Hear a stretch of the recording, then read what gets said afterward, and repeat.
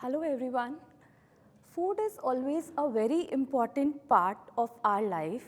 All of us enjoy eating with our loved ones and of our own choice. But when a term allergies comes and get attached to it, it becomes food allergies. Just now we had food outside. I was able to eat each and everything. One of my colleagues could not eat few of the things because of this issue of food allergies. In our day-to-day life, when we go to a restaurant, we mostly find on a menu card contains this food allergens. When we go to a grocery store or a supermarket, when we pick up any packet, we find written may contain this allergen. In our business meetings, it is usually asked, are you allergic to anything, or do you want us to specify something about allergens? Not only this, in schools and colleges, kids in cafeterias, they have their policy to mention about any food allergen available in that food item. So considering all these factors and resources, I assume all of us sitting in this room are aware of the term food allergies in some or the other way.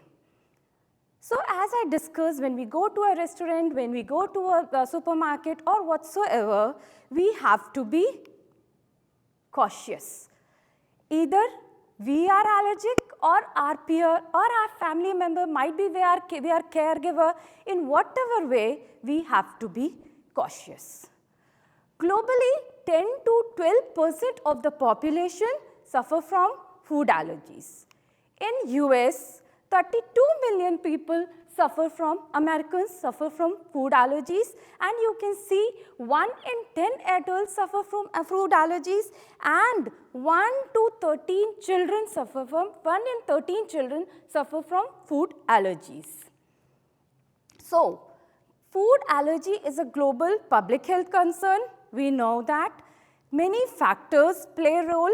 One of them is migration, and as per published literature, those who have migrated from other country to US or migration might have taken anywhere in the globe, the food allergy prevalence has found to be different, and huge range of difference has been noticed as per published data. Myself, being an immigrant from Asia, have noticed as per literature, those who have migrated from Asia to any other country were found to be more allergic compared to the country counterparts. So let us dig more into it. What are those factors that may play role? Few of them are listed. So myself, I have migrated from India, and myself, Dr. Priyanka Dadda, postdoctoral scholar with Public Health Institute. So what are the factors that may be playing role in this increasing prevalence of food allergies?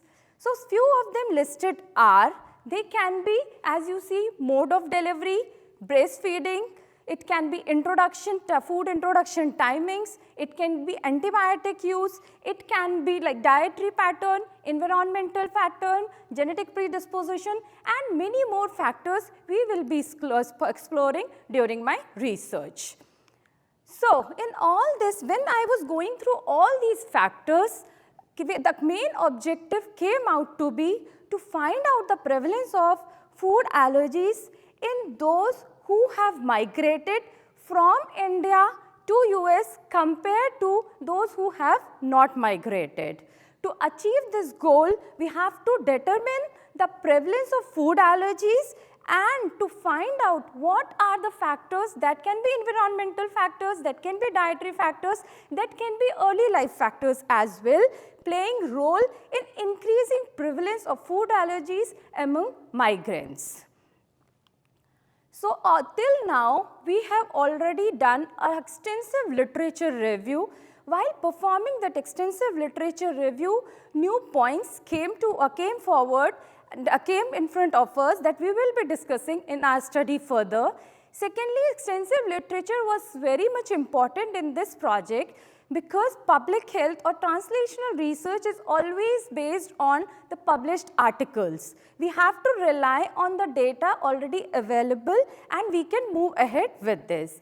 Second was survey was designed. Survey was designed based on the literature available, and public health research or translational research, what I am doing at present, is mostly dependent on the survey we have developed. Now comes the third most important, that was electronically survey was designed because we will be collecting information those who have migrated and are in US compared to those who have not migrated and they are back in India. We will be comparing those two data because back in India, the prevalence of food allergies is found to be just 1.2% compared to 30 million people, which I quoted in my second slide, in America. So why there is huge difference? Are they most of them immigrant in USA, or what are the early life factors that might be playing role altogether? Third came to conduct this research because it was Indo-US collaborative research. We have undergone various approvals, state level, government level, US government level, India government level, because it's a huge multicentric study in US and India. So all those approvals, regulatory approvals are being obtained, and we look forward to see what role migration plays in leading or increasing, or what factors are playing role, might be protective factors, might be triggering factors. Hopefully we'll come up with good results, and let's see. So if you have okay, then now we come across this, like this migration, as I was putting forward migration again and again, migration not only from one country to other country. It can be from one residential setting to other residential setting. It can be from one city to other city. So a small migration may also play an important role in leading, increasing or preventing food allergies. So that's it, and if you have any questions, I am open to answer after all the presentations. Thank you.